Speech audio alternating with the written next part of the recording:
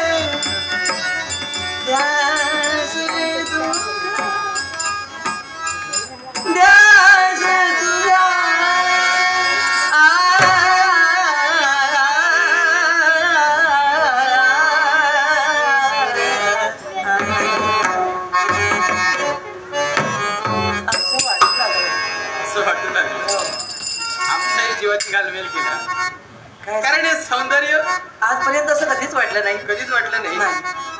आम्हालाही आता प्रथमताच वाटतंय. कारण हे सौंदर्य आणि या सौंदर्याची ओढ आमच्या मनाला घेऊन आली म्हणून आणि आमचं मन आम्हाला सांगू लागलं काय जसं तुझा लागला बाहुलिया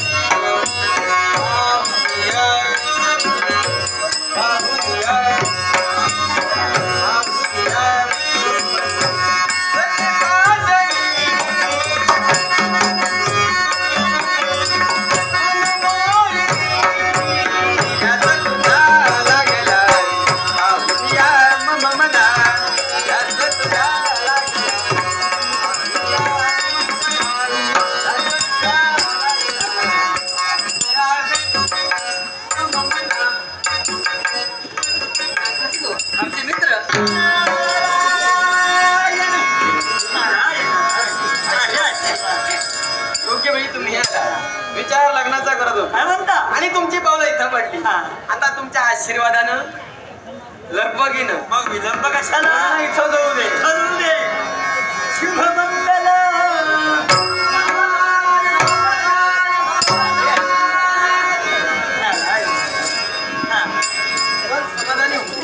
बरोबर. पण त्याच्यापेक्षाही आनंद जीवनात झाला असता.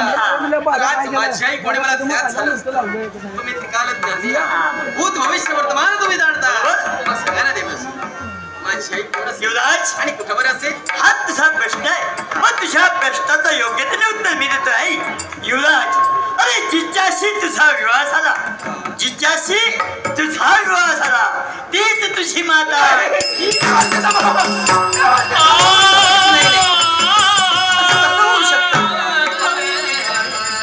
मी कधी पुत्राला जन्मच दिला नाही. तुम्ही लग्न केला की माझी युवराज काय केलंस रे. आई आणि पुत्राच्या पवित्र नात्याला तू आज अपवित्र केलंस. धिक्क हो तुझ्या जीवन नाही. ही माझी माता असू शकत नाही. ही माझी आई असू शकत नाही. कारण माझ्या बाबांनी मला सांगितलंय या वस्त्राची ओळखी ज्या स्त्रीला होईल की तुझी आई आहे. मग ही स्त्री माझी आई असू शकत नाही.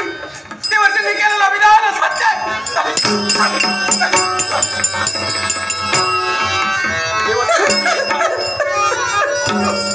याचा अर्थ आम्ही काय समजायचा. हे वस्त्र माझ्या स्वाधीन करा. हे वस्त्र माझ्या आईचं आहे. माझ्या स्वाधीन करा. हे वस्त्र तुझ्या आईचंच आहे. हे वस्त्र तुझ्याच आईचं आहे. आणि तुझी आई मीच आहे. काय म्हणालीस. माझी आई तू आहे. माझी आई तू आहे. अगं चंडाळी लाज कसे काय वाटले तुला. अगं एका आईला साधवा दादवा बोलण्यासाठी माझं मन शिदावतंय. पण याची तुला तबार आहे. अगं ज्या जन्मदाता पोराला तबारावर सोडलास. ज्याला आईचं प्रेम हवं होतं त्याला आईची माया दिली नाही. आईचं कपाळ करंटी तूच आईचं प्रेम नाही ते नाही पण त्याच्या मुलाची असून लग्न केलाय अगं नात्यानं जगाबद्दल विश्व आहे आई आणि पुत्रासारखं पवित्र नातं या जगात नाही आणि त्याच्या नात्याला तू कलंक लावलायस मग हे पाप या विश्वात नकोय नकोय मला माझ्या जीवनात असा कलंक आणि तुझं मन तुझ्या भावना मला समजू शकतात रे का थांबविलास पण सांग ना रे नकोय मला हे पाप या विश्वात बडा आहे अरे अरे या विश्वात एखाद्या मुलाची आई परपुरुषाला जवळ घेऊ शकते एखाद्या मुलाची आई वेशाही असू शकते रे पण जगतात अशी कुठली आई नाही ही आपल्याच पोरात मिठीत घेऊन पती म्हणे मग तूच का असं केलंस मीच असं केलं आई आणि पुत्राच्या नात्याला तुझ्यामुळे कलंक लागलाय सारे जगतालाच मला निंदनीय आहे आज सारेजण मला तू छलक देतो युवराजानं आपल्या आईशी लग्न केलंय आणि हे पाप आज माझ्या बाबतीत आलंय की मीच माझ्या आईशी लग्न करावं बाळ मीच असं का केलंस हा खेळ प्रार्थनाचा काय दैव खेळ हा असे वेगळा एखाद्याचं नशीब असंच असतं आणि म्हणून लिहिलं जे भाळी ते न चुके कदा काळी